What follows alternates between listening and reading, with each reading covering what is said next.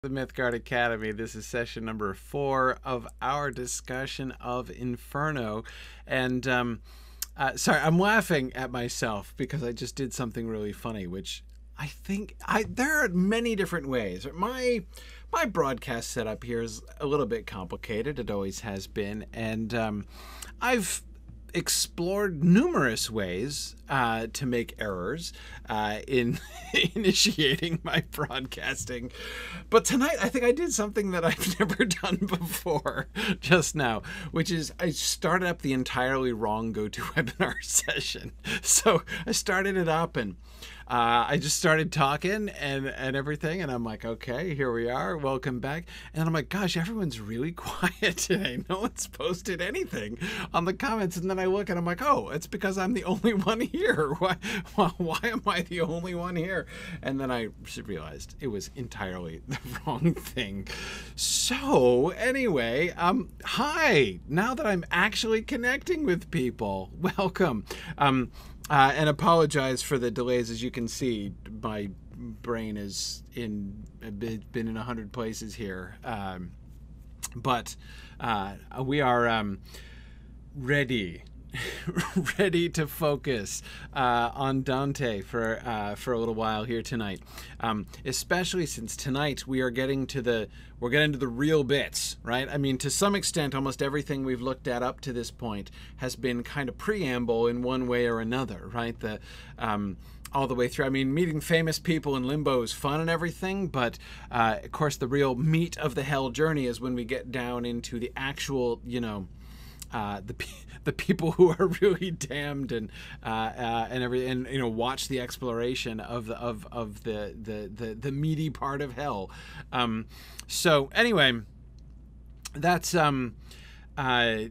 so that's where we're starting tonight. We're going to see if my goal is to do 5, 6, and 7. Cantos 5, 6, and 7 tonight, so we'll see how we do on that. A couple announcements here first. Ooh, Stephen, make sure I come back to that question. That's a really great... I'll transition in with that question because I remember being completely shocked by that the first time as well. So anyway, but before I do, quick announcements. So let me make sure to share my screen. That would be handy. And let me go to the Signum webpage here, because there are two things I want to draw your attention to on the Signum webpage. First, I want to draw your attention to our Signum store again, because we have here under our support menu, we have our direct link to the Signum store. I want to draw your attention to that because we have a couple new holiday designs that are out for the holidays. So we've seen a few people discovering those already, so I wanted to draw your attention to that. Those are really fun.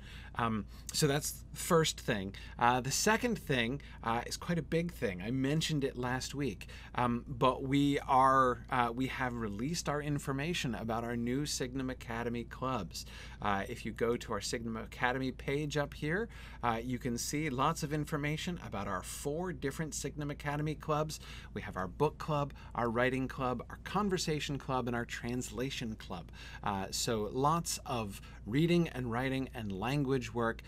These are extracurricular clubs. They're designed to be fun clubs for kids. We're running clubs at 3 different age groups. Upper elementary from 3rd to 5th grade, middle school from 6th to 8th grade, and then high school from 9th to 12th grade. So any kid from 3rd grade on, we are happy to take in our clubs. It's a really simple program. It works just on a monthly subscription. Our clubs meet twice a week. They start in January, by the way. Really fun extracurricular get-togethers to read and discuss fun books together, to do creative writing workshops, which is what the writing club is. It's going to be creative writing workshops again for students of from 3rd grade up through high school. Conversation club is going to be immersive foreign language discussions, so just kind of getting into listening and identifying and learning to speak and converse on a foreign language. Our first language there, we're starting with Spanish. Spanish, of course, not a surprise beginning there, but we're starting with Spanish in Conversation Club. We'll be adding more languages over time. but really excited with our Spanish teachers there. And then Translation Club, where kids can begin to learn how to decode runes and figure out. We're going to be starting with Anglo-Saxon and Old Norse, so kids can kind of bury themselves into learning how to figure out these really fun, cool languages, learning how to read and interpret ancient texts. Really, really fun stuff. So yeah, somebody was teasing me. Are you going to do Germanic philology for kids? Heck yeah, we're going to do Germanic philology for kids. These are now open for registration. You can see our registration link down here. The pricing is really simple. The subscription fee is $90 a month per kid. And that's it comes to about $10 per instructional hour. Almost all of the price of our clubs goes to pretty much all of it goes to supporting our teachers and our support staff, supporting the people who make these clubs possible. So really, really excited about that. We offer discounts for for large families. We have group packages if you want to sign on with a whole group of folks. Lots of opportunities. We also have sponsorship possibilities. If your company, if you're involved in a company that would like to sponsor, say for instance you'd like to sponsor kids to be able to participate in this, right? So the way we do the sponsorship program is that we have, the corporation will pay for like a little more than half essentially of this, so that kids, local kids, or whatever you kind of designate, maybe kids of employees or maybe local kids in the community can sign up for a drastically reduced price, making it more available for more people. So we have that available, again, for corporations and for individuals, people who would like to sponsor kids, to be able to kind of make this possible for more people. We'd love to encourage that. So you can see, if you go to our Signum Academy page here, to the pricing page, information on our discounts and everything, and then down at the bottom, just to reach out to email us if you would like to set up a sponsorship. Would love to talk to folks about that. So that's our new program, Signum Academy Clubs. Very excited about this. So spread the word. If you know folks and families who are I know so many families are really struggling. A lot of kids just don't have access to extracurricular stuff. They're doing school from home and they're kind of trapped in the house with, nothing like the wealth of activities that they, are used to being able to do, and especially a lot of sort of academically enriching extracurricular activities, which were often done at school after school, are not happening anymore. So we're definitely really happy to kind of step in and fill that gap here. So that's that's the big announcement tonight that I wanted to share. So, all right, let us get back into Inferno now. So Stephen's question that I mentioned earlier on was, why don't the circles of hell map to the deadly sins? It seems at first like they might. Right? I mean, first, okay, it's like, all right, we're lust first, and then we get to something else, which is eventually revealed as gluttony, and then I guess it's avarice. Looks like avarice, mostly avarice. And then we get the sullen, and but it breaks down. It breaks down quickly after that, right? It's just what we don't see is a clear, like the 7 deadly sins being punished as the 7 deadly sins, right? We don't see the 7 circles of hell that we might expect to see based on traditional teaching. As usual, I don't know exactly why, but I do know what exactly he's doing here, and that is he's not following Catholic doctrine. He's following Aristotle. Here it is Aristotle's moral scheme that he's primarily following in hell. Now, here's the really interesting thing. When we get to purgatory, guess how many terraces on the mountain of purgatory there are? 7, right? And those follow the 7 deadly sins straight up. No worries, right? Not only do they follow the 7 deadly sins, one deadly sin per terrace, just kind of like you would expect, like you might have expected in hell. But they also are kind of grouped together in the traditional ways that the 7 deadly sins are grouped together. So, I mean, it just seems all very, very natural. That seems to me important, right? That he, so it's not that he's just like eschewing the, you know, the concept of the 7 deadly sins, right? It's not like he's objecting to the 7 deadly sins and saying, I don't think that's a good way to categorize sins. He does categorize sins that way. And in fact, as I say, in highly traditional ways, the 7 deadly sins being traditionally grouped into 3 groups of sins, right? Does anybody know the 3 groups of sins, by the way? The 7 deadly sins fall into 3 categories. 3, 3, and 1. One of them is all by itself. And these follow the passage in, what is it? Peter? 1 Peter, I want to say. The 3 enemies of man are the world, the flesh, and the devil. Right? Yeah, there we go. The world, the flesh, and the devil. So the 7 deadly sins are divided into the sins of the sin of the world. That's avarice. It's all by itself, right? Greed. And then you've got the sins of the flesh and the sins of the devil. And the sins of the flesh are lust, sloth, and gluttony. And the sins of the devil are pride, wrath, and envy. And so again, this is like exactly what we see in purgatory, just kind of from a moral standpoint, what we would have expected to see. So, Stephen, it is interesting, isn't it, right, that in this way, the 7 deadly sins kind of map onto like the Christian side in a sense. And remember, 100% of the residents in purgatory are going to heaven, right? They're all saved. Those are all saved souls in purgatory. So it's interesting that it's the saved souls that are divided according to the strictly Christian system, Stephen, as you're suggesting. Whereas in hell, you know, which is chock full of pagans, not exclusively, of course, as we see. We meet several Italians this evening, right? Several of Dante's contemporaries he meets down in hell, as he will do many times. So it's not like they're only pagans down there, but the place which is sort of outside of, you know, kind of the schema, right, in a sense, right, the you know, for those who are outsiders, you know, this is like the, you know, they're in the outer darkness. It's structured according to a pagan structure. But here's the thing, that correlation, I mean, yes, like, you know, many of the pagans, many of the unsaved pagans, which, by the way, that word pagan is used in the Middle Ages very generically to mean any pre-Christian.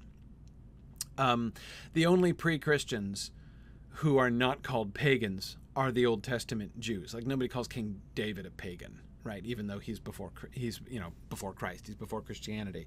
Like the Romans were pagans, right? The Egyptians are pagans. The Greeks are pagans.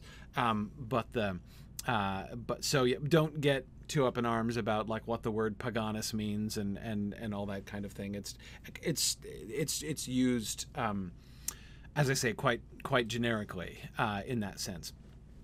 But anyway, so you could say, you know, most of the pagans are there in hell, so it's organized under a pagan system. But let's not forget who is the artificer of hell, right? God is the artificer of hell, as the inscription above the gates of hell reminded us, as it were, the voice of hell itself reminded us at the beginning of Canto 3. So this is a system of divine justice. So the fact that this system of divine justice that is being laid out in hell is organized along Aristotelian principles is not a kind of slap at Aristotle. To the contrary, right? It would seem instead to be an enormously high compliment to Aristotle, whom we saw sitting in state in limbo, right? The philosopher amongst all the other pagan philosophers who were also there with him in limbo, such as Socrates and Plato and others. Seneca, I think, was there, if I'm recalling correctly. But anyway, so it's a high compliment to Aristotle. basically he is saying, remember that, I was saying before about how pointing out the places where Dante is making explicit parallels to, where he's making explicit parallels to Virgil, right, to the Aeneid.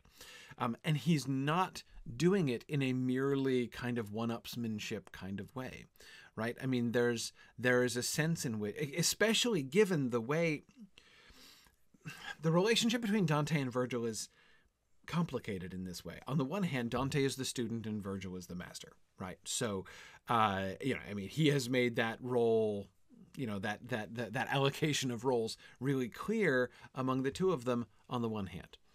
But on the other hand, Virgil is not saved, right? I mean, Virgil lives in limbo now. He did not have the revelation of the truth.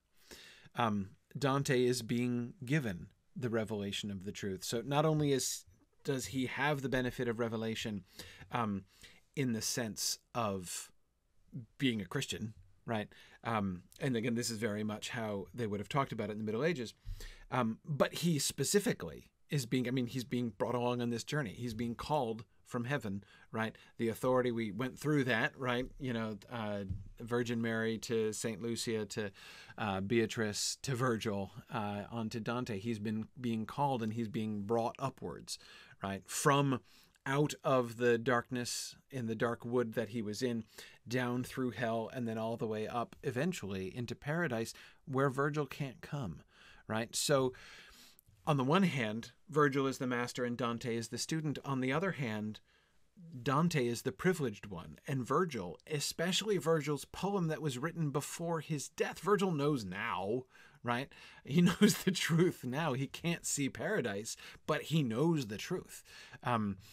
And so he himself, Virgil himself, the shade of Virgil, sees much further than he did in his life, right? And so therefore, there's this like big asterisk placed next to the Aeneid, especially Aeneas's trip to the underworld, which is, of course, the like primary model, the primary text that's always kind of lurking in the background behind Dante's description of his journey. But again, it has this big asterisk next to it, right? Asterisk, footnote, but Virgil didn't really know what he was talking about, right? But Virgil was wrong because he was a pagan and he didn't really know what the afterlife was like. So that's, as I say, it's complicated. Therefore, the relationship between Virgil and Dante is complicated. But one of the things that I was trying to point out last time with Karen, Charon, and I've heard it pronounced both ways, by the way. People were asking me, and I've never been really definitive on that. It seems to be a matter of taste from what I hear, just based from what I've observed. When the ferryman of the of the river, which is not the river Styx, when the ferryman of the river approaches them and like alludes back to, it does the speech, which is so much, like the speech he gives in Virgil, and seems as if almost like he remembers, the trip of Aeneas, right? Anyway, the point I was making there is that he's not saying, or he's going out of his way not to say, yeah, well, whatever you do, don't believe the Aeneid, right? The Aeneid is all bunk, right? It's pagan foolishness. I'm going to tell you the real story of the Christian afterlife, which will, of course, turn out to be quite unlike what a pagan who did not have the benefit of revelation thought. And that's exactly what Dante does not do, at least not universally, right? He does not say, chuck it out. Instead, he says, look, he was right. He was right about many things. There are many true insights in what he put. Now, he's tweaking them, right? He's correcting them all the way along. Most notably, as we saw last time, with the kind of anti-hell of the uncommitted, right?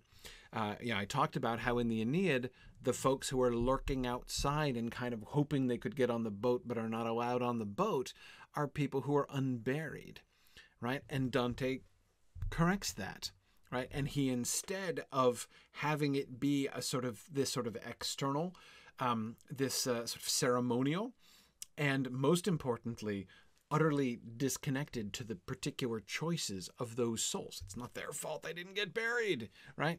But it is the fault of those who are in Dante's anti-hell, right? Those who are outside on the other side of the river.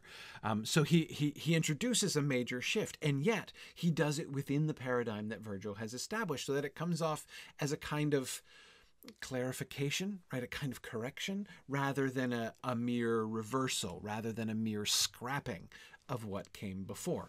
So, Stephen, I'm coming back around long ways to your question. I think that it's a similar effect that he's doing with Aristotle, right? Why is hell organized according to Aristotelian principles? Because Aristotle was right. Because Aristotle was really smart. And he knew a thing or two about ethics, right? His ethics system is not wrong, right? Like, God agrees with Aristotle is like essentially what Dante is saying. And again, I think it's really important to remember that element. There's since like the 18th century, I think it's really since the Enlightenment, of which I am no very particular fan. Since the Enlightenment, which I almost always feel inclined to put air quotes around, but that's piece of satire on my part, from which I will try to restrain myself. Since the Enlightenment, things have kind of shifted around such that there is this idea that,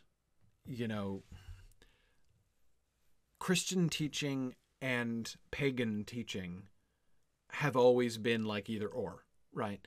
That it's, and I've often heard modern Christians speak as if the kind of integration of, I've heard Christians speak this way. I've also, even more often, come to think of it, heard non-Christians or anti-Christians in the modern world speak this way, as if the sort of accommodation between Catholic doctrine and pagan teaching that was so prevalent in the Middle Ages was a kind of so modern Christians will speak as if like it's always been a given, right? That it's one or the other. That like to believe in Christian doctrine means chucking out all of that pagan stuff wholesale. That is not true, and would have been viewed as crazy in the Middle Ages. On the other side, on the secular side, people often characterize the medieval Catholic Church as accommodating in these sort of like shrewd ways, right? As if like their whole goal were merely to position themselves. And so like the kind of sort of syncretistic approach that the church seemed to take was like one big sort of scam, essentially, that they were trying to pull. And both modern perspectives wholly miss the spirit of medieval thought on this point. The thing that you have to hold firmly in mind when trying to understand the attitude towards the ancients, the attitudes towards the pagans in medieval society, and even in the medieval church, especially in the medieval church in some ways. The thing that you have to hold in mind is the immense respect that they placed in them, and they meant it. They weren't just giving lip service. They really believed that those who lived before them were greater and smarter than they were, and that includes the pagans. Yes, the Christians have advantages, and yes, there are times when they're in direct conflict and you side with God, right? You choose revelation over that. You go with the Bible where it contradicts them. But you instead, in general, kind of stand back in awe, looking at people like Aristotle, right? Looking at people like Aristotle who figured all this stuff out, right? Without the benefit, right? They'd never read the Bible. They didn't have the Holy Spirit. And yet Aristotle, like, man, he figured out all this stuff, right? How can you even be that wise without the benefit, right, of the Holy Spirit, right? And that's why in the Middle Ages they would, talk about being, dwarves standing on the shoulders of giants. They are talking often when they're talking that way. They're talking about the old Christians, like the patristic fathers, like Aristotle or not Aristotle. Sorry, I mean like Augustine is what I meant to say, and others, but they also worked that way, spoke that way about the wisdom of the ancients, and folks like Virgil are certainly high on that list of those for whom they had that kind of respect. So Gerald asks, does that mean that Aristotle was divinely inspired? Well, yes. Of course he was divine. They would have said, yes, he was divinely inspired. God is the Father of lights, as the New Testament tells us. So anyone who has a clear perception of how the world works, how the universe works, is inspired by God. Again, see that phrase, inspired by God? Modern Christians mean something quite different, especially modern Protestants, I would add, mean something quite different by that phrase than anyone would have meant in the Middle Ages. In general.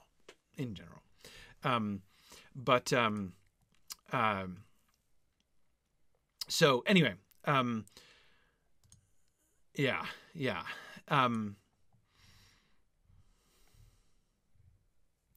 Okay, good. Karita's with teasing me for saying that God agrees with Aristotle, not Aristotle agrees with God. No, but that's I meant to say it that way, Karita. I did, because in a sense that's the effect, right?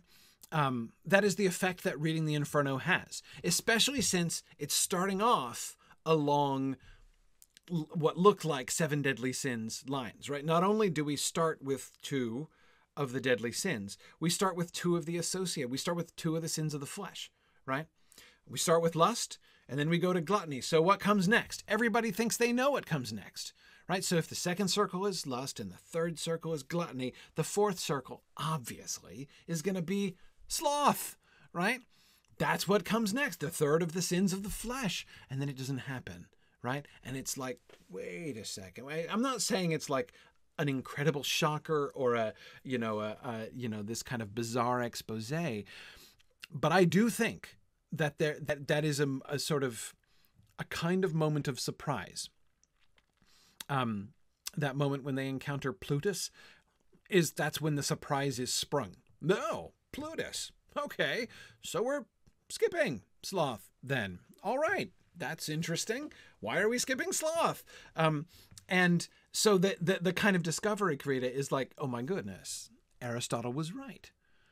It turns out God agrees with Aristotle, right? That Aristotle is being proven right by as we travel through hell.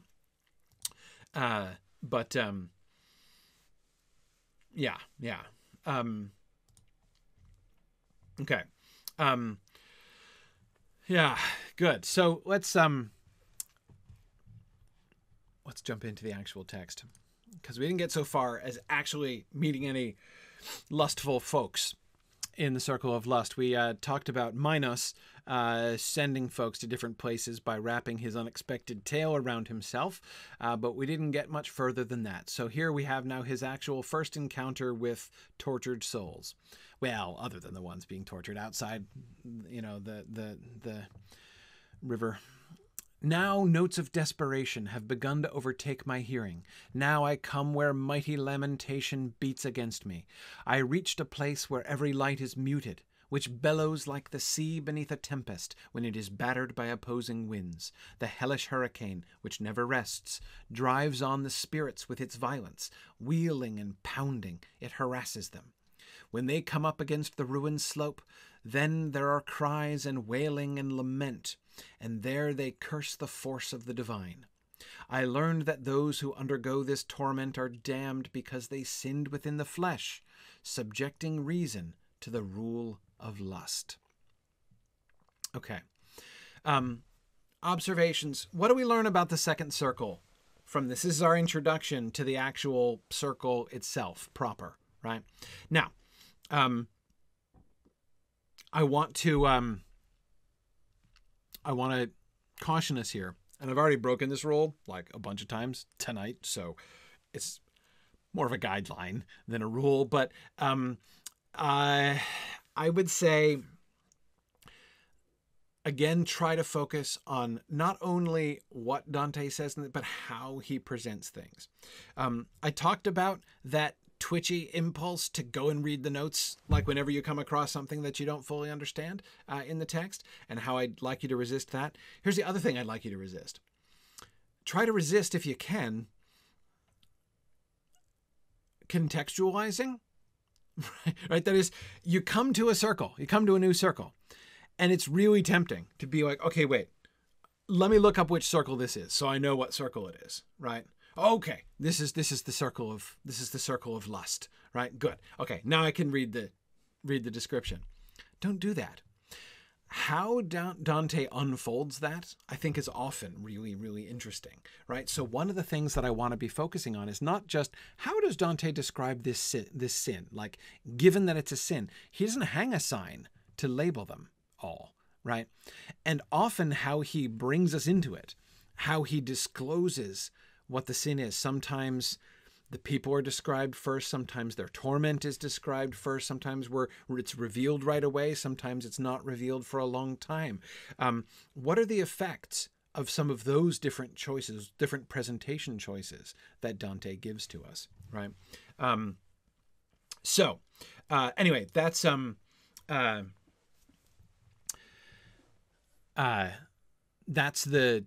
with that in mind, what are we told about the second circle here? What do we see? We hear about, the first thing we hear is the suffering of the shades there, right? The mighty lamentation, the notes of desperation. His hearing is overtaken by notes of desperation. Mighty lamentation is beating against him, right? There's this almost tactile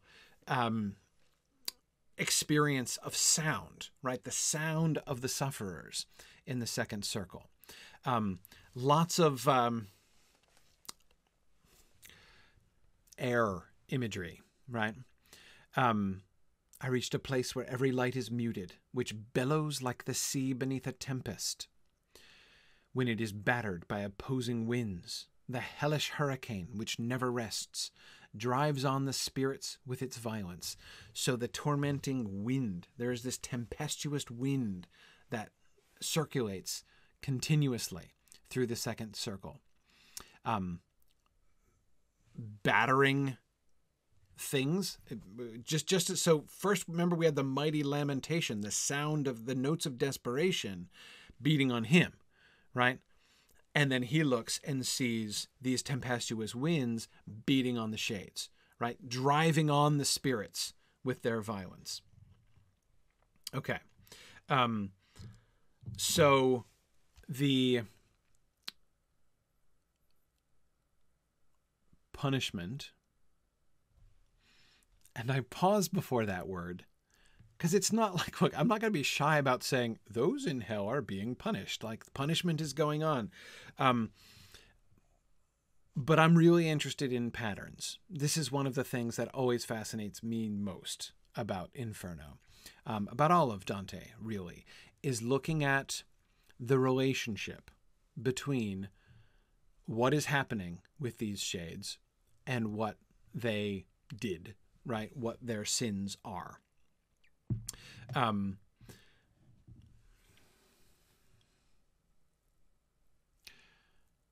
I learned that those who undergo this torment are damned because they sinned within the flesh, subjecting reason to the rule of lust. So, Carita, yes, we are referring explicitly to sexual lust here. Hang on a second. I'm checking my text, my old battered paperback that I've had since undergrad. Let's see. Hang on. Let me. I'm just looking at the Italian, which I don't have here. Let's see. Okay. The rule of lust. Got it. All right. Here we are.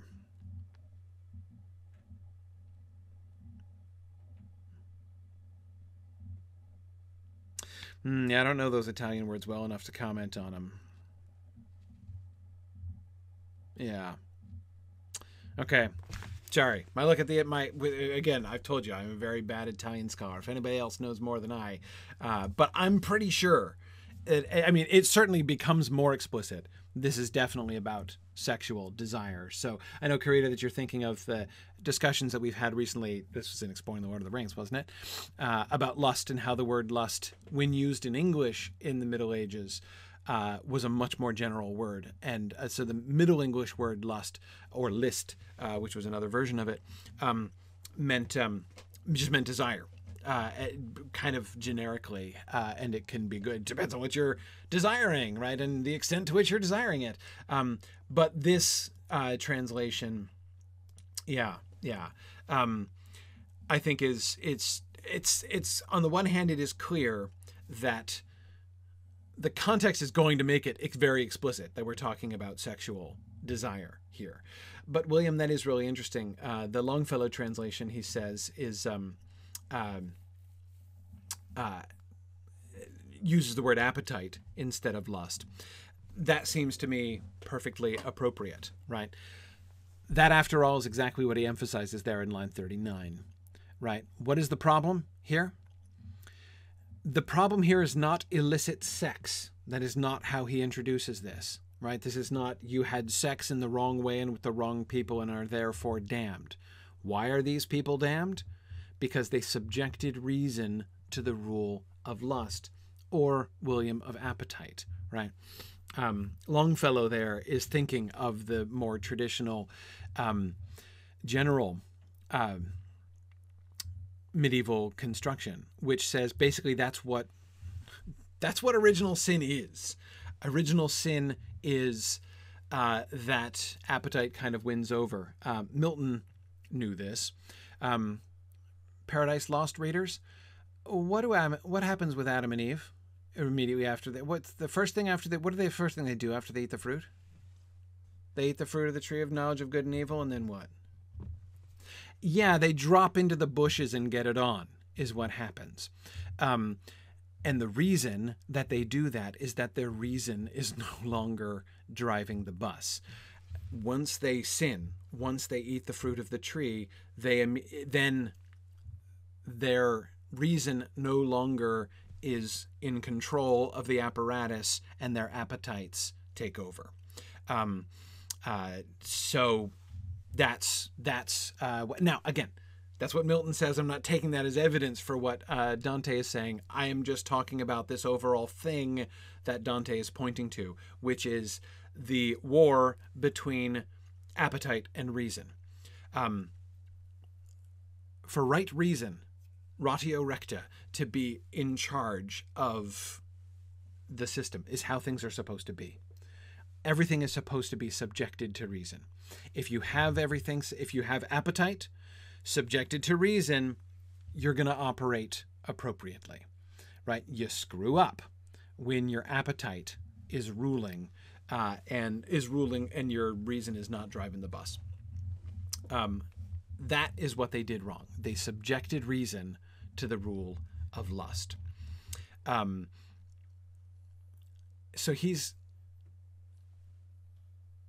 So on the one hand, Karita, is he talking about sexual lust? Yes, explicitly.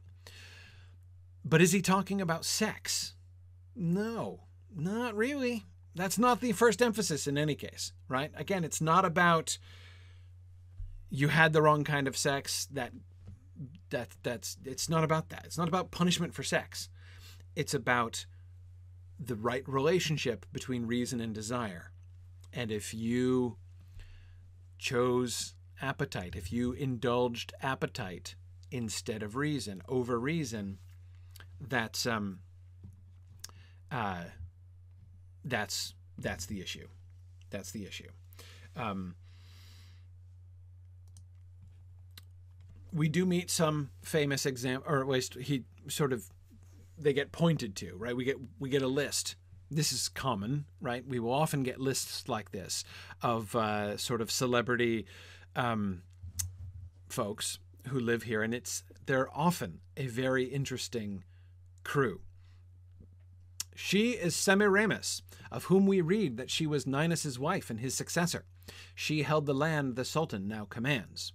That other spirit killed herself for love, and she betrayed the ashes of Sichaeus. The wanton Cleopatra follows next.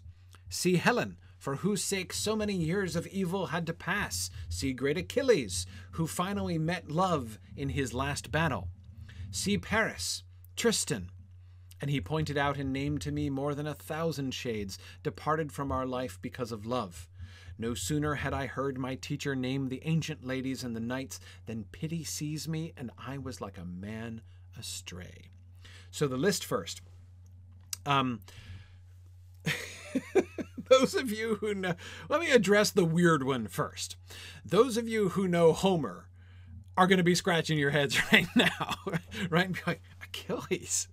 How is Achilles associated with lust? And in what sense did Achilles meet love in his last battle?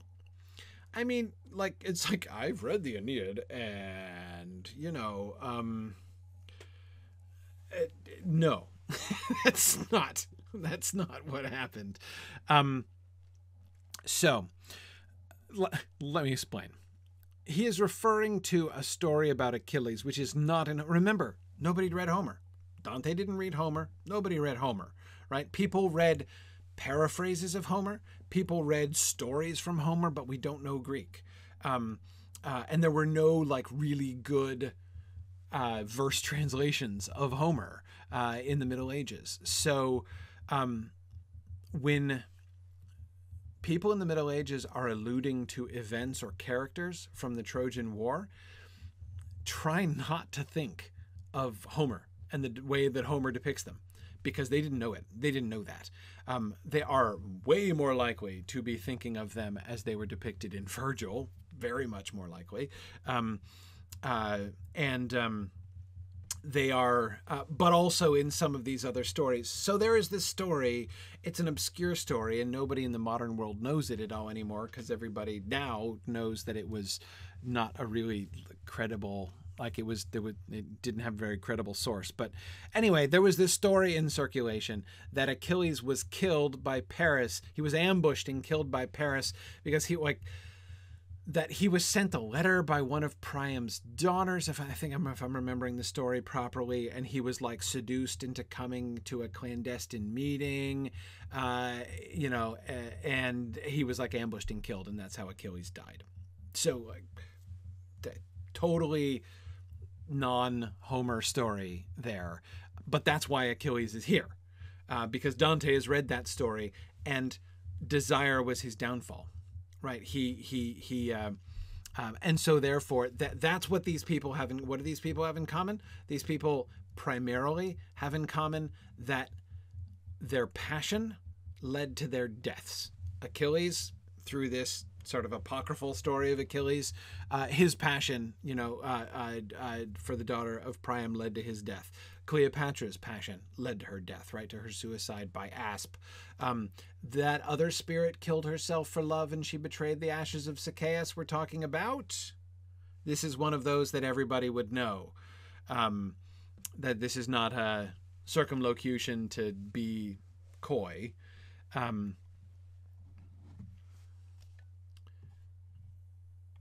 She's talking about... he's talking about who? Dido from the Aeneid. Yeah. The ashes of Sichaeus. Sichaeus is her first husband. She's a widow, and she's like, I'm remaining faithful to my first husband until Aeneas comes along, and it's kind of not her fault and whatever. But anyway, she betrayed the ashes of Sichaeus, and then she kills herself right afterwards in passion. So, yeah. We'll get to that, Stephen. Ask that question again in a little bit, a few weeks. Stephen is thinking about, aren't we going to meet suicides somewhere else? And why aren't these people here? Great question. We'll see. We'll see what we think when we get there. Semiramis, by the way, she is named first because she is one of the icons of lust, especially of female lust, of extravagant sexual desire. She has a reputation for utter sexual licentiousness. She was the ruler in Babylon, and she was famous for basically like legalizing any form of sexual indulgence, including incest. And so Semiramis is like a byword in the Middle Ages. She is a sort of the paragon of unrestrained and totally unprincipled sexual lust. Okay. Just so that's why she's mentioned first, because like everybody by mentioning her first, he's giving a pretty clear signal. So Karita, this is one of the passages I was thinking of when I said he's going to make it really clear that he's talking about sexual lust and sexual sin. That's what the primary reason how. Like he's like, first Semiramis, everyone's going to be like, oh yeah, well Semiramis, yeah, sure, okay, right, now we know what we're talking about, right? And then Dido, okay, right? That's an interesting one. She's no Semiramis, right? She wasn't just like famous for, unbridled sexual profligacy, but like Cleopatra, like if we went right from Semiramis to Cleopatra, had a bit of a reputation for sexual appetite.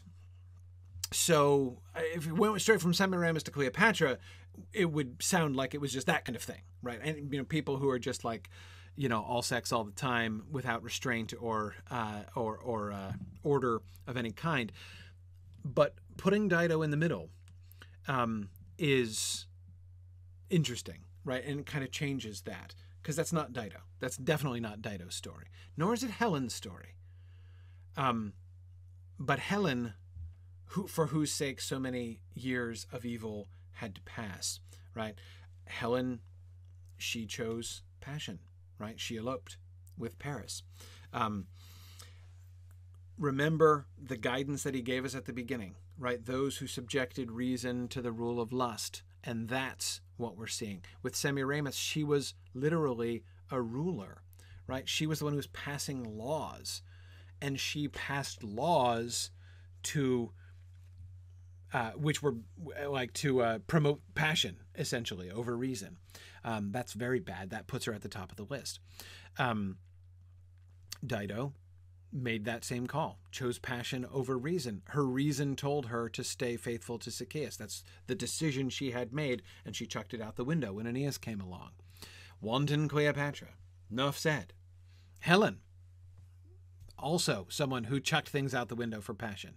Achilles, according to the apocryphal story, chucked things out the window for passion and died as a consequence. Paris, enough said. Tristan, now he's the kind of which of these things is not like the other in this list. That he's the modern in this list.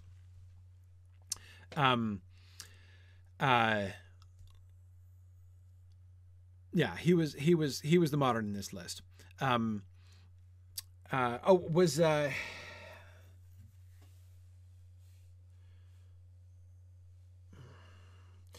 Gerald, Dante is first and foremost, when he's thinking about Helen, is first and foremost going to think about Virgil's Helen. Virgil's Helen does not come off well at all. If you tend to think of Helen, and if you're a reader of Homer, you might well think about Helen as a sort of a sympathetic figure. If you sort of think that, Helen is kind of the victim here, that is not Virgil's Helen. And so I think that that's the one that Dante is definitely thinking about there. Takako, has Lancelot been invented yet? He absolutely has. Where's Lancelot? William was wondering too. Exactly. Yeah. Well, there are more than 1,000 other shades there. I don't think Lancelot's going to get off necessarily. But yeah, Tristan, Tristan of Tristan and Isolde, he is definitely here too. Tristan, though, is the one who is, in a sense, to me, most intriguing because Tristan is the kind of bridge.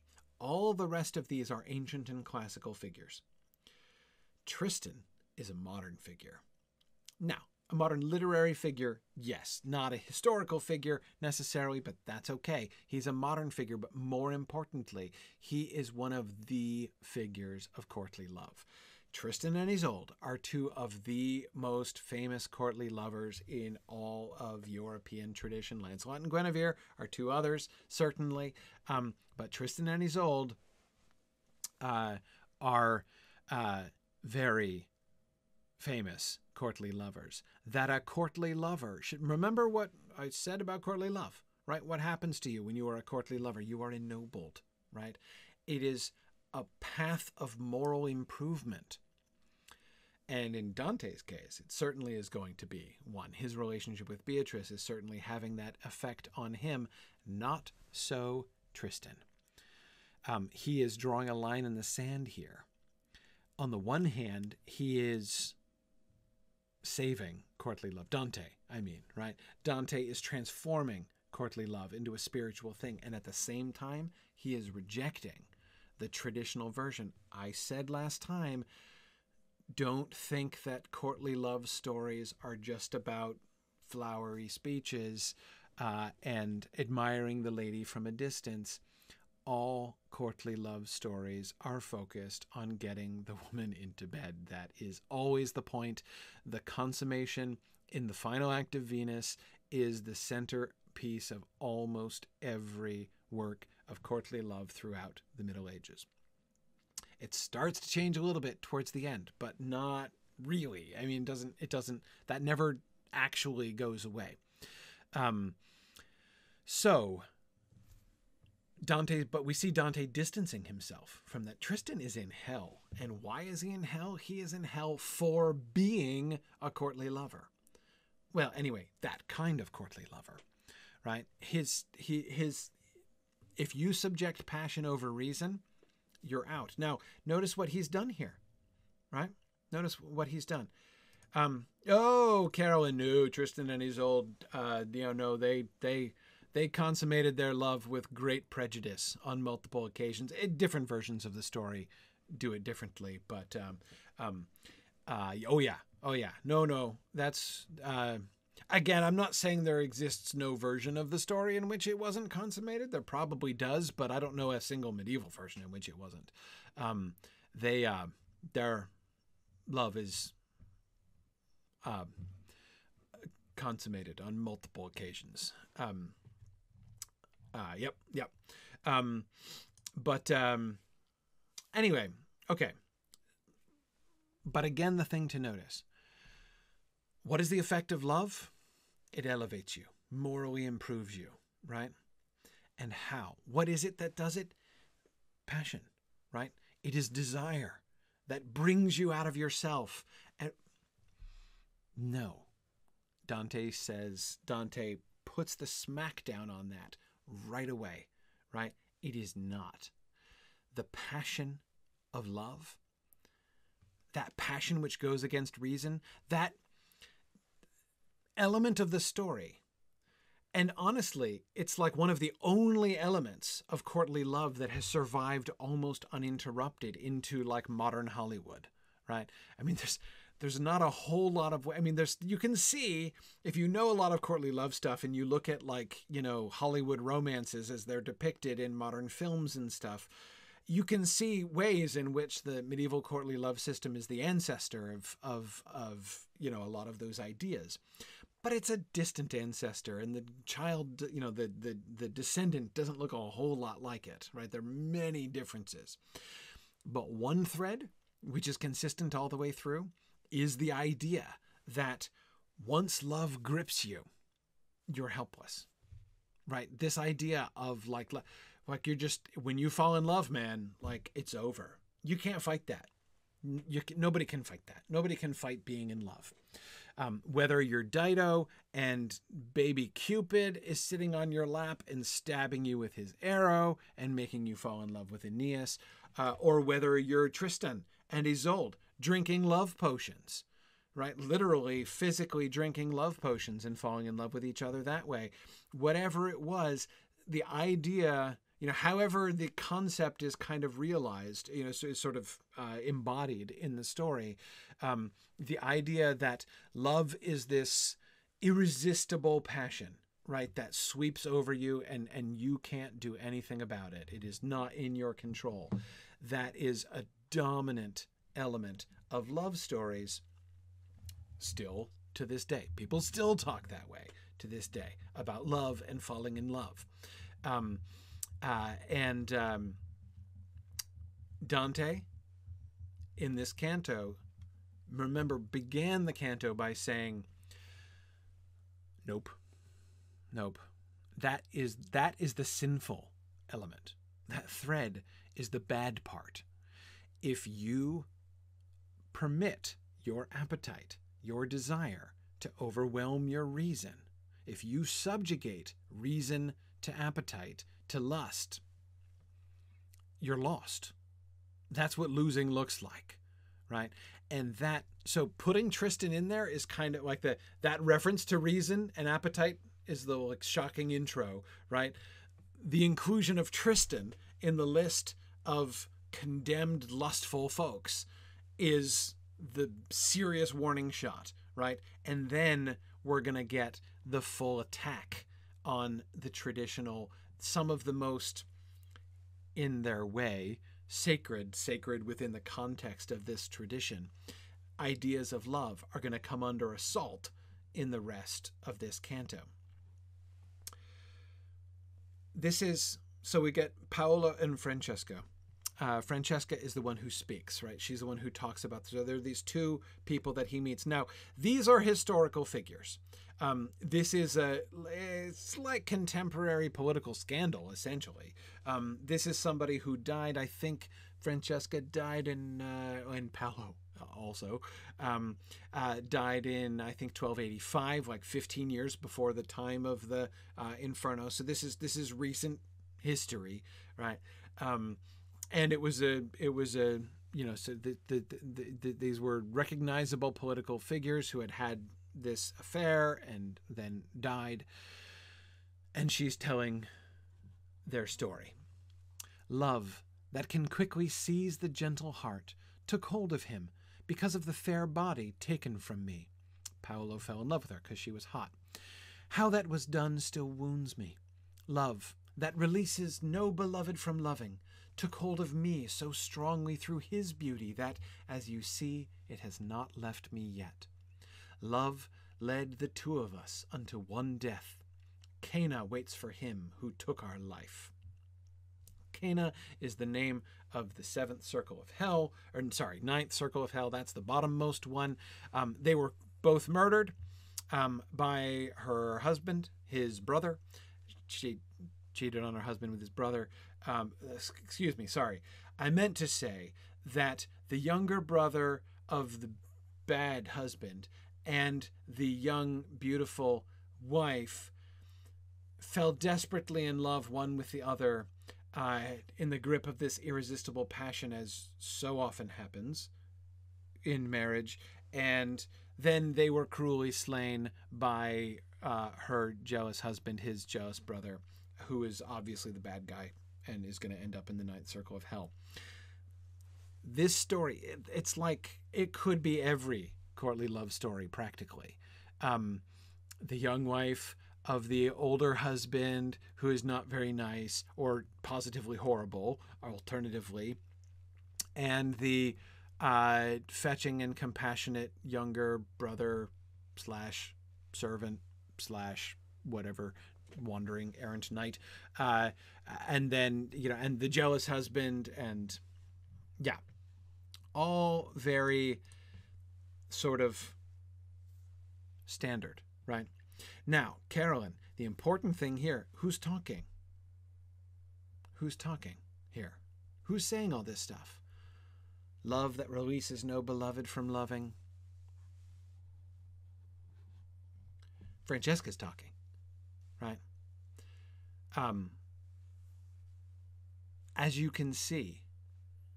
see, it has not left me yet. The love for Paolo, has not left her yet. How can we see that? How can we see that? Well, in a couple different ways, right? We can see it because they're still like embracing, right? Look how much we love each other. Yes. What else is happening? If we were to see her as she's inviting us to imagine seeing her, what would we see? Her and Paolo? What would we see?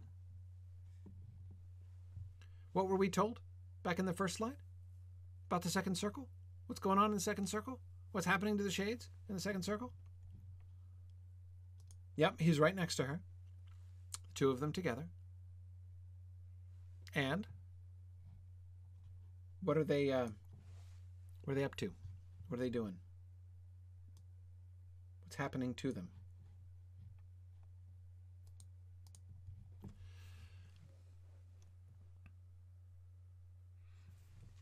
Yeah, they're being buffeted and tumbled around by the huge tempestuous wind, which is whipping all of the shades around, right?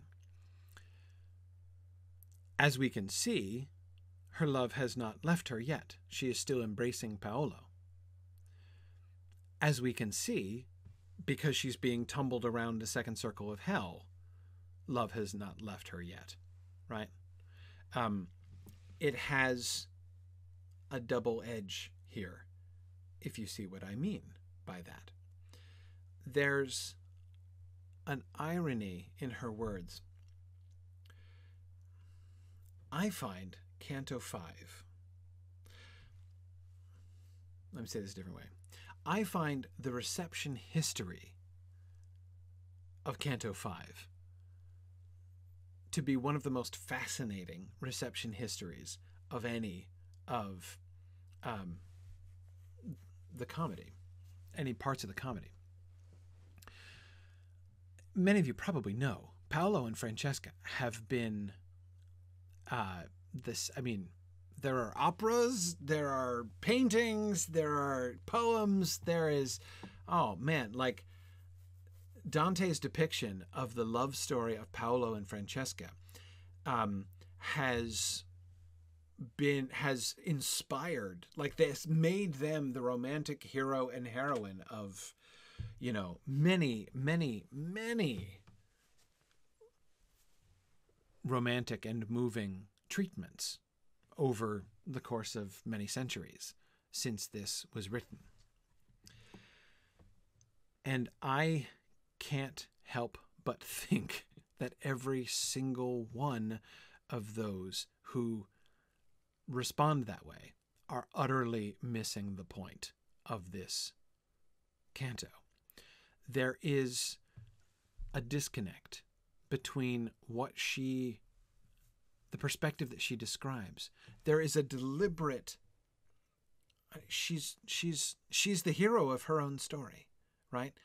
And the story that she tells, it's meant to sound like a traditional courtly love story. It's meant for you to be like, oh, that is such a beautiful love story. You're meant to respond that way. Like, that's the point, right? He tells this, which is a very kind of typical love story, and he has her tell it very beautifully, right?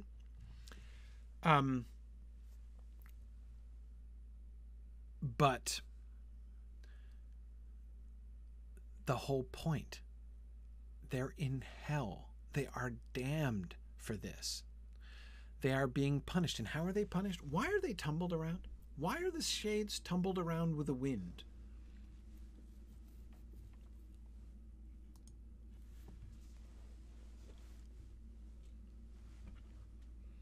Why are the shades tumbled around with the wind?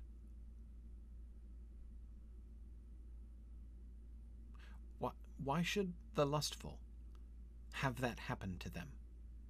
How does that make sense?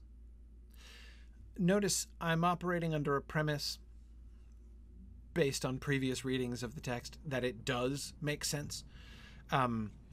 This is not just an arbitrary thing. And by the way, this is important. Berolini mentions this in her commentary in the Digital Dante Project. if you go to descriptions of what happens to the lustful, those who are guilty of sexual sin, in most medieval discussions of the afterlife, what you will almost always find are people who are having their genitals tortured. That's almost always what you will find.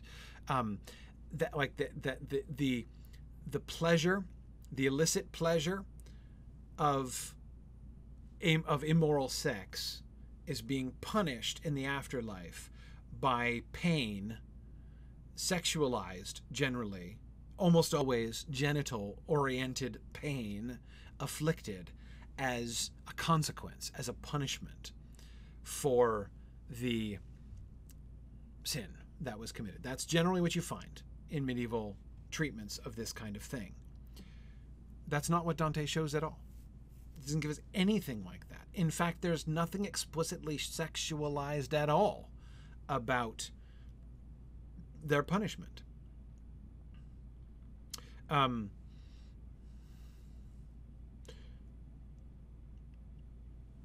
Yes. I agree with several. Yes, Mary says the wind is passion. Stephen says they have no control over their own courses. Just as their passions tumbled them in their lives, so now the wind is tumbling them. They were not in control, right? They subjugated reason to passion, and let their passions just drive them wherever their passions would lead them, without reining in their passions with their reason, which is what you're supposed to do. And now that buffeting continues.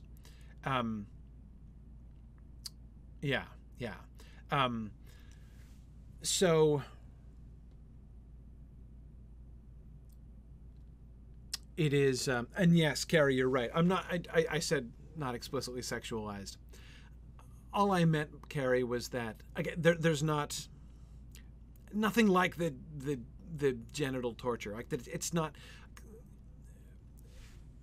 There are the words that he uses describing the winds are. He uses sexual words there. I think, Carrie, the point there is to make that to make that connection explicit, right? But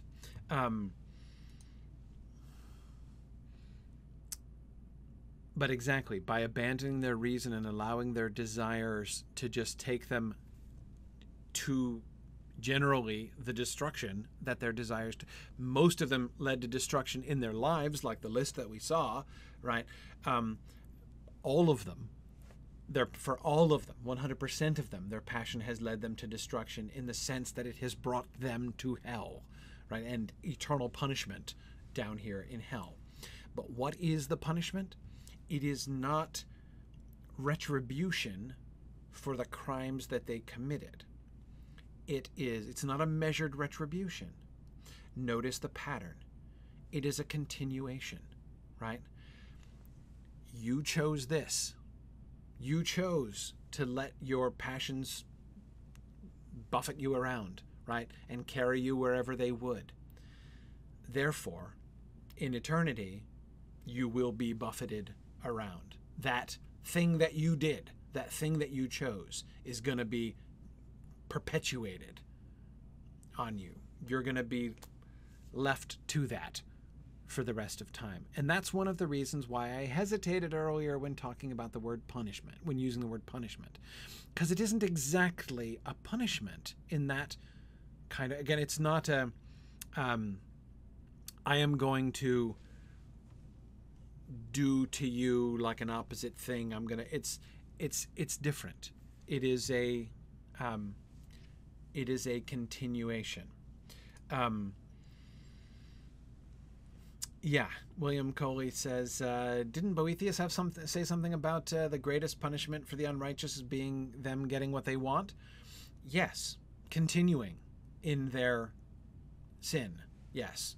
For them to have their wickedness rewarded and never to meet justice is the worst thing that could happen to them. Because, William, what might happen is that it might just continue indefinitely. And in hell, Dante depicts that continuation as in fact being eternal, right?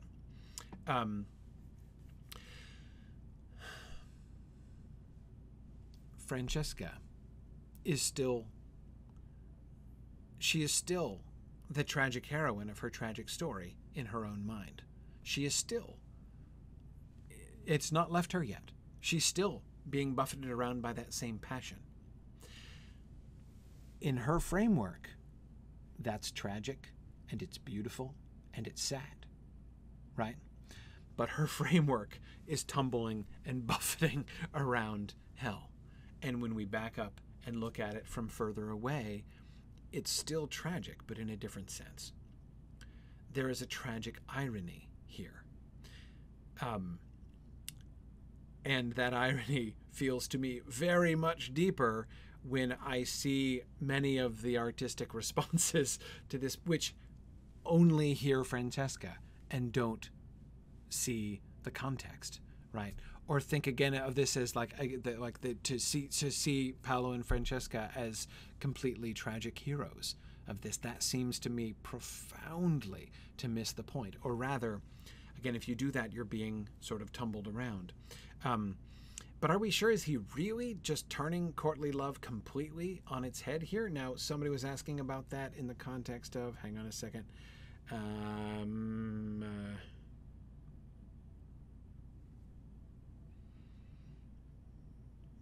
Darn it, I'm forgetting. Carolyn says, so Dante is not romanticizing their story. Oh, sure he is. Absolutely. He's telling it very romantically, right?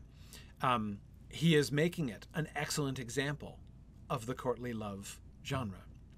A wonderful, beautiful courtly love story. But in the context of showing what that does and where that leads you. What is, it's like you zoom in, that's why I was doing this before, right? You zoom in and you're just looking at Paolo and Francesca and you're like, that is so beautiful, right? Look at what their love has brought them, right? To this, yes, with elements of tragedy, they're still suffering for their love, but it's beautiful and at least they love each other, right? And then sort of the camera widens out and you see, no, that is what, it is that very thing itself. That's the irony. That the very romance of their relationship and of Dante's depiction emphasizes the kind of, that is the natural tendency of this. Those who go along with it, those who are overwhelmed by it, those who say, oh, Paolo and Francesca, that's just so beautiful. I want to be just like that. Buffeted around? Okay. That's what you're choosing. If that's how you respond, then that's what you're choosing. If you love these love stories, if this is your ideal, right, that love is irresistible and you should follow your passion because that's the beautiful thing, even if bad stuff comes of it, it's worth it for love, okay. That's what gets you to the second circle of hell. That's the point. That's what happens in the second circle of hell. And is it really about... is it really about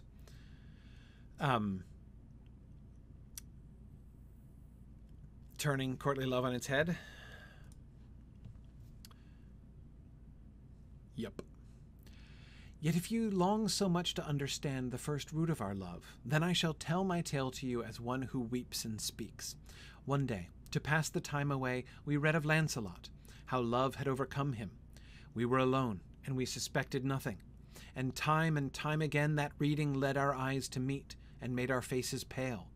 And yet one point alone defeated us, when we read how the desired smile was kissed by one who was so true a lover, this one who never shall be parted from me, while all his body trembled, kissed my mouth. A Galahalt indeed, that book, and he who wrote it too. That day we read no more. And while one spirit said these words to me, the other wept, so that, because of pity, I fainted, as if I had met my death, and then I fell as a dead body falls. We'll come to the fall Swoon number 2 already. Dante keels over for the second time in 3 sections, right? Down goes Dante again. But first, the description. First, Galahalt. So the version of the Lancelot and Guinevere story that they are reading is certainly the French Vulgate version, the Lancelot and Guinevere story from the French Vulgate cycle. It's one of the, remember in Malory when he talks about the French books as the French book saith, right? Those books. That's what Dante was reading. Dante was also reading Malory's French books. Anyway, so that's the story that they're reading. Galahalt was a character in that book who was essentially kind of a go-between. He was the one who encouraged and sort of facilitated their Lancelot and Guinevere's relationship, right? So they're reading the scene when Lancelot and Guinevere have their first sexual encounter, when they first consummate their love. They've been trying to resist it because it's totally inappropriate for lots and lots of reasons, but they've been trying to resist it until this one moment, the one moment when he gives her the first kiss, right? And as the two of them, they have the book there between them, right? And they read the scene together of how his he kissed her smiling mouth, and then Paolo leans over and kisses her, and they read no more that day, right? So the book, a Galahalt indeed, that book, and he who wrote it too. Courtly love literature being explicitly, so in the context of their little court, so Dante is here writing a courtly love story, right? The story of Paolo and Francesca, in which love, in his characterization of it here, they were undone, right? They were the go-between, what facilitated their relationship, what brought them to their relationship, like Galahalt did to Lancelot and Guinevere, was this book, and he who wrote it. So the people who write these courtly love stories are panders, go-betweens. And they led to Paolo and Francesca's A, love, and B, destruction. Or you could say A, love, and B, death, and C, eternal damnation. Because that is the point of the canto here.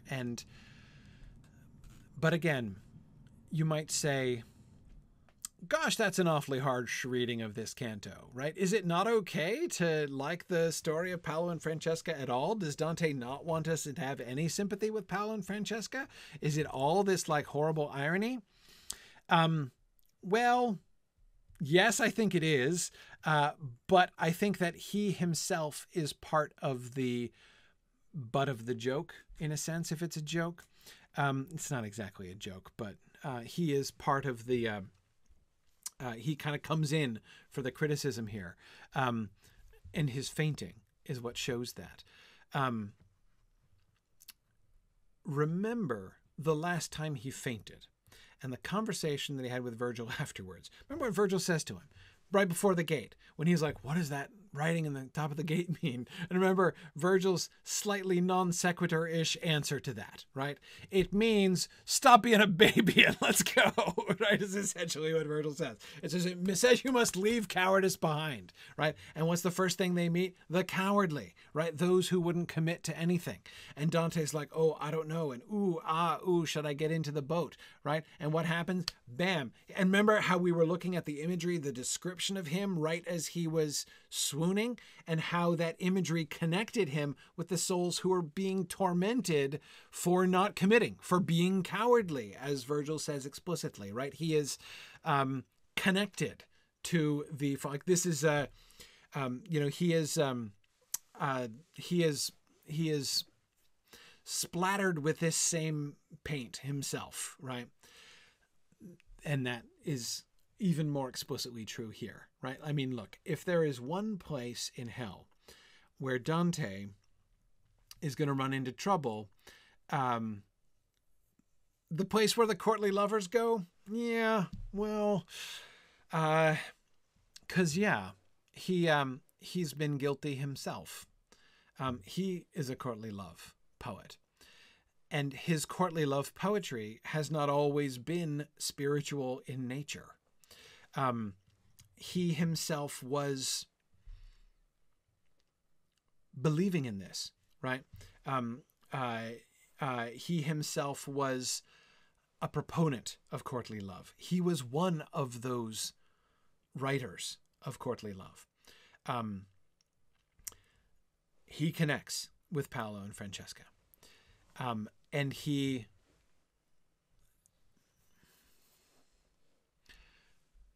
but I do not believe that he wants, that Dante the poet means for his depiction of Paolo and Francesca to be a Galahalt to anybody, to lead the readers of the comedy to submit to their passions, right? And, you know, that he's holding this up as a kind of ideal, as some people have depicted it, as a kind of, like, as if Paolo and Francesca are being, you know, like tragically and unjustly persecuted, right? But, you know, they're tragic heroes nevertheless. I don't believe at all that that's what Dante is depicting.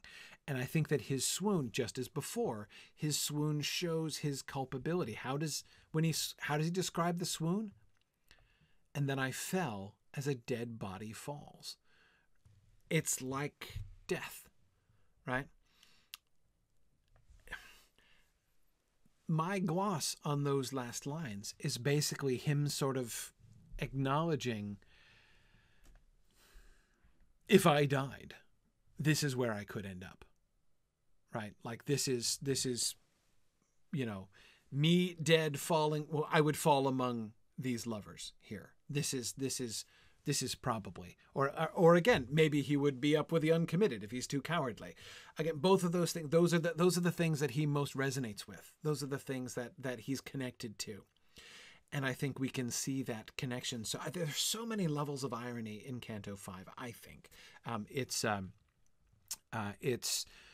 really tremendously complicated. But I really do think, and I say, I don't want to just,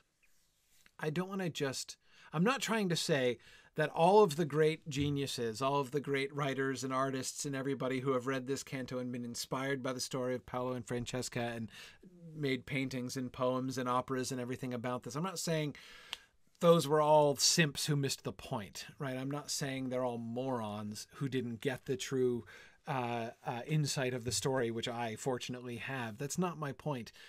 What I would say about them is that they're not really interested so much in the spiritual dimension of this, that they're kind of taking the story out of context. That does seem to be quite the case in many of these depictions. Not all, but yeah, William, he kind of did have a courtly love thing with Beatrice, right? It's changing. Remember I said when I was talking about the Vita Nuova last time, his poetry collection, you know, it was essentially like his greatest hits album. He'd been releasing poems for a long time, and then he published a collection of his own poetry, with commentary, with a narrative framework attached to it. That's what the Vita Nuova is. And in that context, William, he begins to shift the focus from a purely carnal kind of, I mean, he starts doing this sort of spiritual retcon on a lot of his earlier courtly love poetry, and it's kind of brilliant. But the real transformation, Dante's final transformation of the courtly love world, right, of the courtly love thing, is happening right now. Like right now, it is happening. In the writing of the comedy, it is happening. And when he is united with Beatrice, this is a story. This is the comedy is a love story which has a happy ending, right? But of course, it has a spiritual happy ending. The happy ending is Beatrice escorting him into the presence of God. That is the happy ending of the love story. he was leaning in that direction already, William. The comedy is where he's really going to, but at the beginning, nah, no. His other poems, his earlier poems that he wrote that he was collecting in the Vita Nuova, what's the goal? What's the point of those? Is he praising love? Is he speaking of love in these same ways? Is he trying to get the lady into bed? I think so. Yes, I think so. He's changing that. He's showing that he himself is changing that. He's internally kind of translating all this stuff.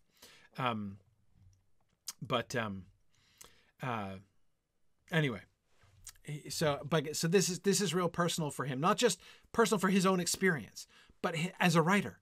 He's not only Paolo and Francesca in his own earlier experience. He's also the writer of the book. He's also the Galahalt, right? Who, in talking about love the way that he's talked about love, has possibly helped to ensnare many other lovers before as well. Anyway, okay. Took a long time to talk about Canto 5. Not sorry. Okay. Then he wakes up again. Upon my mind's reviving, it had closed on hearing the lament of those two kindred, since sorrow had confounded me completely. I see new sufferings, new sufferers surrounding me on every side. Wherever I move or turn about or set my eyes, I am in the third circle, filled with cold, unending, heavy, and accursed rain. Its measure and its kind are never changed. Two things to notice immediately. Three things to notice immediately. Thing number one, once again, he wakes up somewhere else, right? When Dante faints, he moves, or he is moved. He is transported, right? He fell into his first swoon on the banks of the river, wakes up inside hell, right? Looking down over the edge of the cliff. Second time, he swoons in the second circle. And when he wakes up, he's in the third circle, right? No more buffeting around, no more Paolo and Francesca. So that's one thing that we see. That's a trend now, right, that we can see.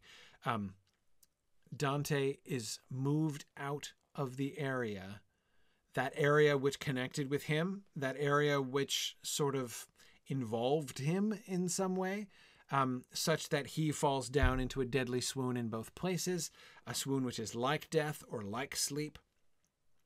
And he is taken out of that situation, not by his own power. He doesn't emerge from it, right? Dante doesn't turn his back on Paolo and Francesca and walk away, right? The other thing that we see is that his own mindset isn't 100% changed, right? He doesn't wake up and be like, whew, oh man, what was I thinking there? That was a close one.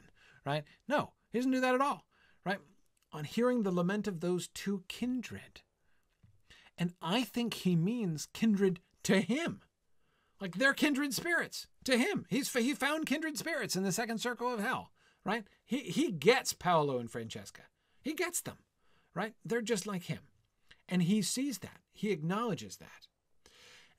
And it was sorrow that confounded him completely. He swooned because of sorrow. Sorrow, for not disgust, not rejection, sorrow for them. But now his mind has revived, which I can't help but remember the business about reason. Of course, his mind is revived again and back in charge. When did his mind go? Well, when he swooned, yes. Possibly also when he was listening to Francesca as well. If he allows his own sorrow and if he allows himself to get swept up in that narrative, in that idea, right, as he's been swept up in the past, then he could end up kindred with them indeed, right? But his mind is revived now. Yeah. Now, Stephen, yes, this is where we need to differentiate Dante the author from Dante the character. Absolutely. Dante the character depicts himself as not in control, right? He wasn't in control of his reactions in the second. And again, this is where I think a lot of people take Dante's reaction as license, right? Like you have Dante's permission to heroicize Paolo and Francesca, to view them as an ideal. because Dante clearly has kindred feeling for them, right? So he's praising them. That's about praise of Paolo and Francesca. No, that's Dante Dante the character heroicizes them and connects with them, right? But I think that Dante the author is critiquing Dante the character and showing, there but for the grace of God go I, right? There I used to go, there I could go still, right? I am being pulled out of that. Physically, I am pulled out of that. Dante the character is helpless to leave the second circle of hell. He drops down like one dead, and dead people who go to the second circle of hell don't come out, right? But he is taken out. He doesn't leave. He's taken out, right? Dante the author, though, is perfectly aware of that, right? And in fact orchestrates that. So,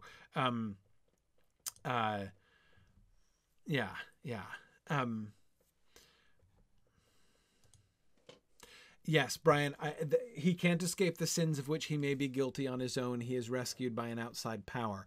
Yeah, remember, this whole thing's been a rescue mission from the beginning, right? It is one way to think about it, is that him being rescued from those two places where he collapsed is like the rescue that was, it's almost like it's just another version of, or a different, like representing on a different level, a different sort of allegorical level, his being taken out of the dark wood in the first place. This whole thing was a rescue mission, right?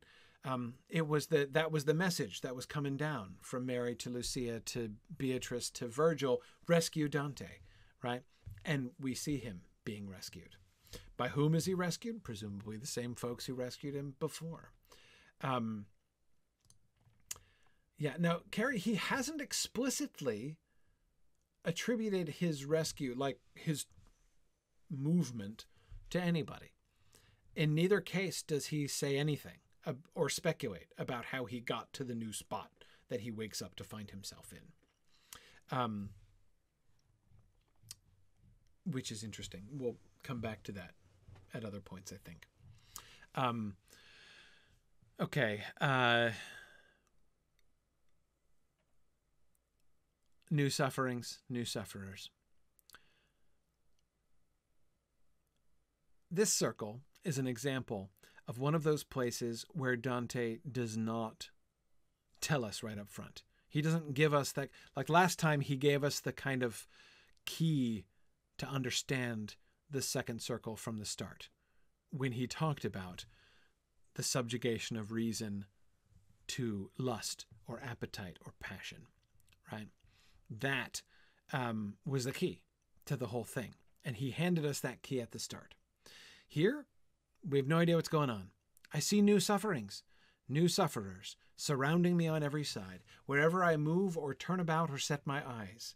I am in the third circle, filled with cold, unending, heavy, and accursed rain. Its measure and its kind are never changed. Okay, so we know it's cold, and we know that there's a heavy, unending, and accursed rain. No variation in the rain. It's always pouring in the third circle of hell. And it's cold. Cold and rainy. With a 0% chance of better weather later on. Okay, what more, Dante? Gross hailstones, water gray with filth, and snow come streaking down across the shadowed air. The earth, as it receives that shower, stinks. Over the souls of those submerged beneath that mess is an outlandish, vicious beast, his three throats barking, dog-like. Cerberus. His eyes are blood red, greasy, black his beard. His belly bulges, and his hands are claws. His talons tear and flay and rend the shades. That downpour makes the sinners howl like dogs. They use one of their sides to screen the other. Those miserable wretches turn and turn. We still don't have any idea what's being punished here. We've not been told yet what the sin is. So let's look at what we've gotten.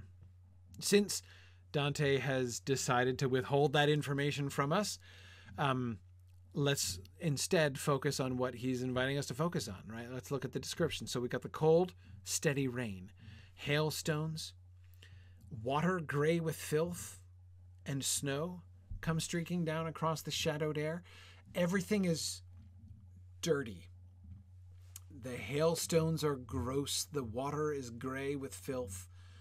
There's nothing bad about the snow, but it's clearly all mixed. This is not beautiful Christmas snow, right? This is the worst, most horrible kind of sludgy wintry mix, clearly.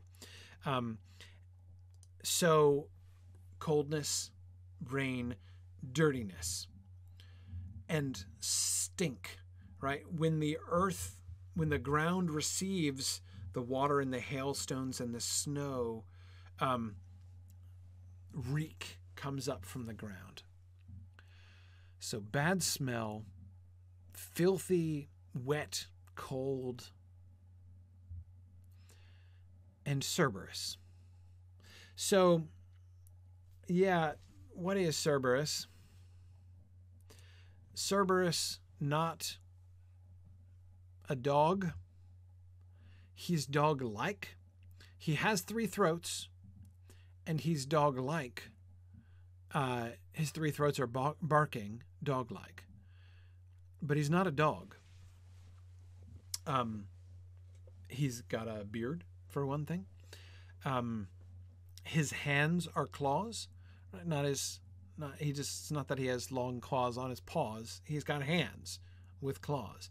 Cerberus is, and he's going to be called in a few lines, a demon. Like Charon was a demon, or Charon was a demon. So far we've only met demons and shades. I think that's true. We haven't met anybody else besides demons and shades, have we? And Cerberus seems to be a demon. He seems to be a humanoid demon, as far as I can tell, with the beard and the belly and the hands. But he is dog-like, and he's got the 3 throats. Here is where we seem to be getting an example of, like, the truth behind the pagan story. Again, the pagans were very wise, right? They perceived many things that really are, but they didn't always fully understand it. What they lacked was context, right? So, when the ancient myth makers and storytellers told the story of the 3-headed, canine guardian of the underworld, they told that which was true in a sense, but they didn't fully get the whole thing, right? What they were kind of discerning stories of, or like hearing rumors of, was this demon named Cerberus with his 3 throats and his dog-like bark. So is he kind of like a dog? Yes. Is he kind of like a guardian of the underworld? Yeah.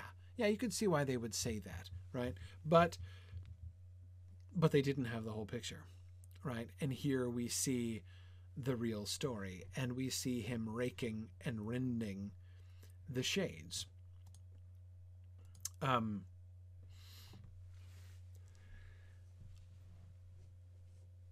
Yeah, Tomas, I agree that Tomas says the demons seem to be how the creatures from the pagan myths are described. Many of them, yes, many, especially of the monsters of the pagan myths, yes. But many of the people in pagan myths are shades, are treated as if they were historical, essentially. Remember, we've got Semiramis from ancient legend. We've got Cleopatra. We've got Helen.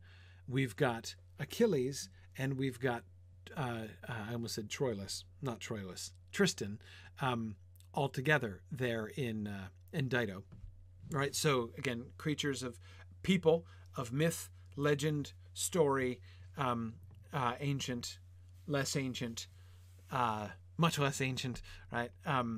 All mingled together. So far, we have seen these sort of monstrous figures as demons. But again, he's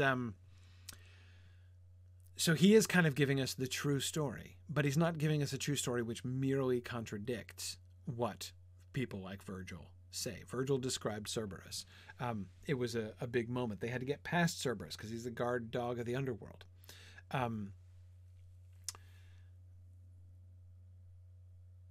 That downpour makes the sinners howl like dogs. So the sinners are also howling like dogs. This is, again, contributes to the whole canine association with this region, right? And we do see, Carolyn, you're right, we get active sufferers, active punishment, as you say, right? Cerberus is tearing and raking at them with his claws. His talons tear and flay and rend the shades. And they're lying on one side and then flipping over to the other side. Those miserable wretches turn and turn, trying to screen one of their sides with the other, as the hail is coming down and as Cerberus is raking them with his claws. Okay. Still not obvious what was the problem here. When Cerberus, the great worm, noticed us, he opened wide his mouths, showed us his fangs. There was no part of him that did not twitch. My guide opened his hands to their full span, plucked up some earth, and with his fists filled full, he hurled it straight into those famished jaws. Just as a dog that barks with greedy hunger will then fall quiet when he gnaws his food, intent and straining hard to cram it in, so were the filthy faces of the demon Cerberus transformed. After he'd stunned the spirits so, they wished they were deaf. Now, Aeneid fans among you will remember that Cerberus, when Aeneas and I almost said Virgil, when Aeneas and his guide, who is the Sibyl, meet Cerberus, she has to placate Cerberus. They're in danger from Cerberus, and she takes a cake and tosses the cake to Cerberus. She's drugged a cake, basically. She tosses the cake to Cerberus, and he eats it, and he falls asleep. And so they get past Cerberus that way. They see the demon Cerberus, who, yes, is called a worm. And, Gerald, I don't understand that either. The great worm. Is he like a dragon? No, I don't think so. I think the word for worm he uses here is the one that means worm, like earthworm, but it might mean, well, Geraldine put it this way. If by calling him a great worm, and I don't know why he does, but if by calling him a great worm he is attempting to connect Cerberus with dragons, I don't understand why. I don't see much in Dante's depiction of Cerberus here that fits in with much of my own understanding of medieval dragon traditions. I don't see anything from medieval dragon traditions that fit. Now, maybe there's stuff that I'm missing. Nothing could be more likely, but I really don't really know.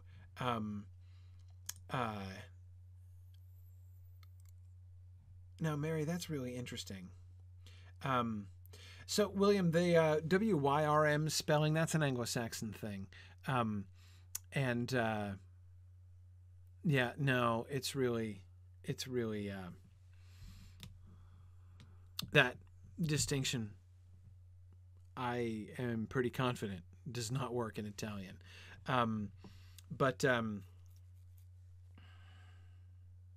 Yeah. I think Mary's interpretation here seems to me the most plausible. Yes, Sarah, exactly. The Italian word is vermo. Yeah, vermo, like vermin. Yeah, I think it means worm, not dragon, but worm. Not even snake, but worm. But I like Mary's theory. Mary's theory is like a parasitic worm, like a tapeworm, basically. That, I think, is really interesting. Cerberus is the great tapeworm of the underworld. That I can get behind. That makes more sense of the worm reference than I've ever done before, Mary. I like that reading. And how is he appeased? How is he quietened? not by a cake brought from the overworld, which is what the Sibyl does, right? She packed a cake to toss to Cerberus, which she had prepared. Virgil in Dante just picks up clots of mud, the stinking mud of the ground, which is covered with the sludge and the dirty rain and the gross hailstones, and he packs it together and he chucks this wad of filth into Cerberus's jaws, and he gnaws his food with eager hunger. And we get that another wonderful epic simile there. Just as a dog that barks with greedy hunger will then fall quiet when he gnaws his food, intent and straining hard to cram it in. Written like somebody who had actually seen dogs eat. So were the filthy faces of the demon Cerberus transformed.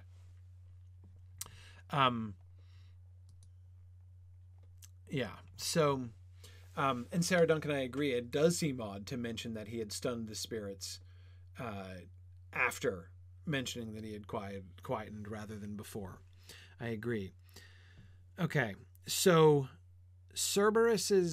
the greedy hunger with which Cerberus eats the muck off the ground is the only hint we've really gotten, the most explicit hint, I should say, we've gotten so far as to what exactly is being punished in this circle. And I to him, it is perhaps your, so this, he's talking to Chaco, the guy that he, so one of the dudes sits up and talks to him.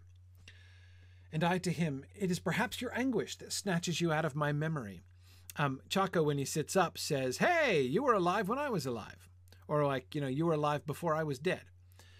And Dante's like, sorry, not placing you here, right? And I to him, it is perhaps your anguish that snatches you out of my memory, so that it seems that I have never seen you. But tell me who you are, you who are set in such a dismal place, such punishment. If other pains are more, none's more disgusting. And he to me, your city, one so full of envy that its sack has always spilled. That city held me in the sunlit life. The name you citizens gave me was Chaco. And for the damning sin of gluttony, as you can see, I languish in the rain. And I, a wretched soul, am not alone, for all of these have this same penalty for this same sin. And he said nothing more. Okay. Finally, the sin is revealed. And it's revealed, it's confessed by one of the sinners himself, right? By Chaco, this contemporary, our first contemporary Italian that we're having a conversation with here, right? And a Florentine, moreover, right? He is from Florence, Dante's own city.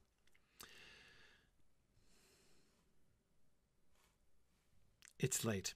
I wanted to get to the reveal, but that took a long time. Let's stop here. We'll finish off gluttony. I don't have too much more about the gluttonous. We'll finish off gluttony and we'll come back. Didn't get so far as I wanted to tonight, but again, not sorry for spending more time on Canto 5.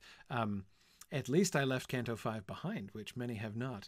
Anyway, and I didn't even pass out, so that was good. Thanks everybody for joining me today. Back next week for more. Next week should be fine. I wasn't sure if I was going to do this week or not, but we decided to go ahead, and that's all. I'm glad we did. So see you guys again next week as we continue on forward. Thanks very much, everybody. Bye now. The Mythgard Academy has been offering in-depth discussions of awesome books and films since 2013, completely free to attend and free to download. If you've enjoyed our discussions and would like to help them continue, please consider donating at signumuniversity.org/fund.